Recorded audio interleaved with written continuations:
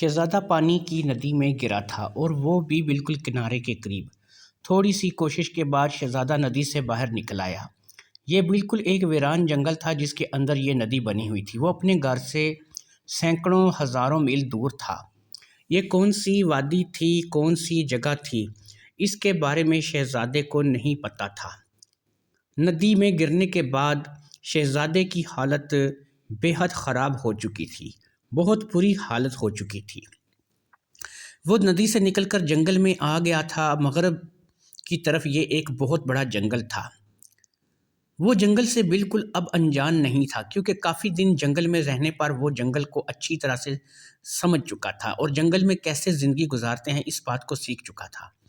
اسے یہ بھی پتہ تھا کہ جنگل میں کون سی چیز کھانے کے قابل ہے اور کون سی چیز نہیں ہے، لہٰذا اس نے سب سے پہلے اپنے لیے کھانے کا انتظام کیا۔ اس جنگل میں کوئی غار نہیں تھی، اس لیے شہزادے نے سوچا کہ کوئی ایسا درخت دیکھا جائے کہ جو کہ بہت بڑا ہو اور اس درخت کے اوپر بیٹھ کر میں رات گزار سکوں۔ اپنے رہنے اور رات گزارنے کا بھی انتظام آخرکار شہزادے نے کر لیا۔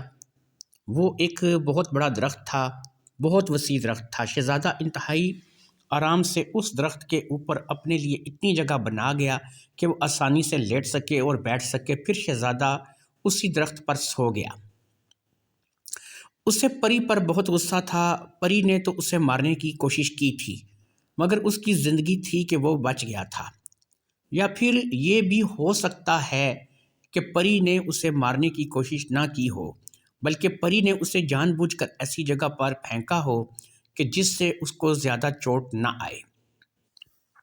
اسے یہی لگ رہا تھا کہ پری نے اسے جان بوجھ کر ایسی جگہ پر پھینکا ہے جہاں پر اس کی زندگی بچ جائے اور پری کو اس سے چھٹکارا مل جائے۔ انہی سوچوں میں گم شہزادہ سو گیا۔ اگلی صبح شہزادے کی آنکھ کچھ شور سے کھلی۔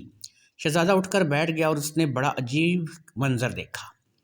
جس درخت کے اوپر وہ سویا ہوا تھا، اس درخت کے بالکل نیچے ایک عجیب و غریب قسم کے لوگ کھڑے تھے، جن کے قد کافی لمبے تھے، ہاتھ پاؤں بہت مضبوط اور ان کا ڈیل ڈول بالکل کسی ہاتھی کے جیسا تھا۔ پھر انہی کی طرح دکھنے والا ایک اور آیا۔ اس درخت کے بالکل نیچے ایک تخت لگایا گیا اور وہ آ کر اس تخت پر بیٹھ گیا۔ اتنے میں کچھ پریاں ایک طرف سے ظاہر ہوئیں، پھر اس تخت پر بیٹھے ہوئے شخص کے سامنے آ کر مؤدب کھڑی ہو گئیں۔ ان پریوں میں سے ایک نے کہا، سفید دیو کو میرا سلام ہو۔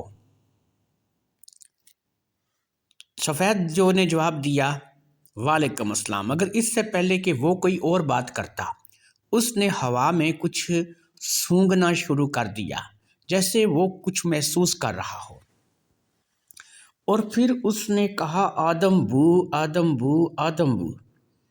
باقی کے سب دیو بھی سونگھنے لگے اور پھر سب کی نظر درخت پر بیٹھے شہزادے پر پڑی۔ اب سفید دیو نے حکم دیا کہ شہزادے کو درخت سے نیچے اتارا جائے۔ تھوڑی ہی دیر میں شہزادہ درخت سے نیچے اتر آیا۔ دیو نے شہزادے سے کہا، اے آدم زاد، تو کون ہے اور یہاں کیا کر رہا ہے؟ شہزادہ اگرچہ دیو کو دیکھ کر ڈر گیا تھا، مگر سفید دیو کا لہجہ سخت نہیں تھا،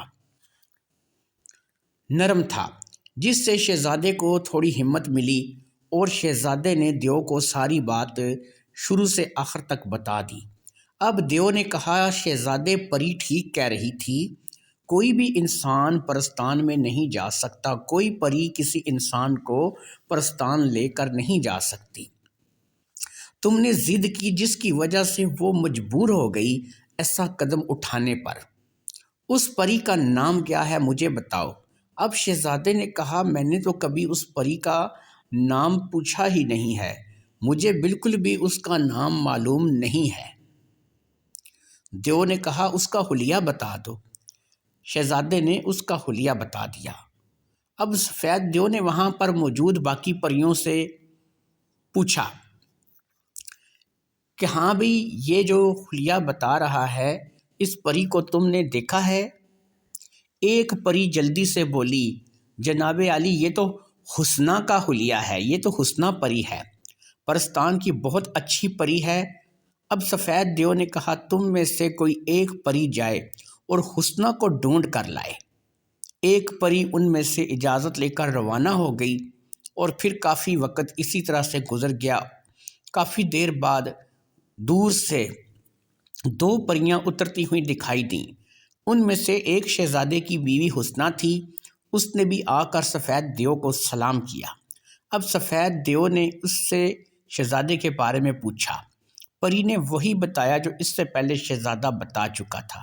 اب سفید دیو نے کہا یہ تمہارا شوہر ہے، تم نے اس سے شادی کی ہے، تم اس کی بات کو کسی اور طرح سے بھی حل کر سکتی تھی، تم نے اسے نیچے پھینک دیا۔ اگر اس کی جان چلی جاتی تو پھر کون جواب دہ ہوتا؟ پری نے کہا میں مجبور ہو گئی تھی، یہ کسی بھی طرح نہیں مان رہا تھا۔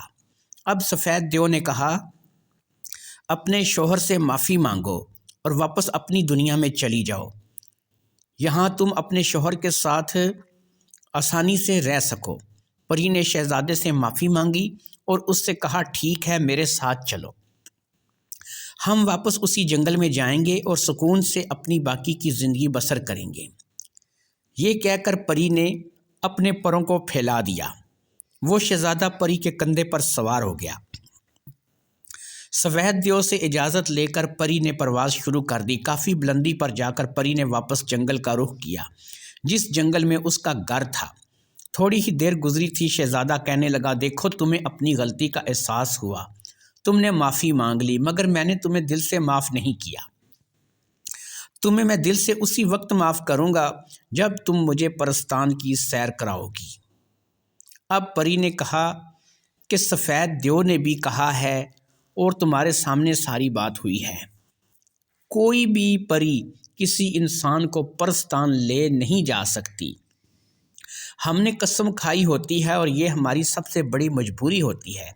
میں قسم نہیں توڑ سکتی، تو جو کہو گے جیسا کہو گے تمہیں لا کر دوں گی، تمہارے قدموں میں خزانوں کا ڈھیر لگا دوں گی، مگر مجھ سے کبھی پرستان چلنے کا مت کہنا۔ اب شہزادے نے کہا نہ جی نہ، پرستان تو تمہیں مجھے لے کر جانا ہی ہوگا۔ پری اس وقت پہاڑوں کے اوپر سے گزر رہی تھی۔ اس نے کہا کتے کی دم کبھی سیدھی نہیں ہو سکتی۔ یہ کہہ کر اس نے شہزادے کو ایک جھٹکا دیا۔ اب کی بار شہزادہ پہاڑوں پر گرا اور تڑپ تڑپ کر مر گیا۔ پری نے واپس پرستان کا رخ کیا اور ہمیشہ ہمیشہ کے لیے پرستان چلی گئی۔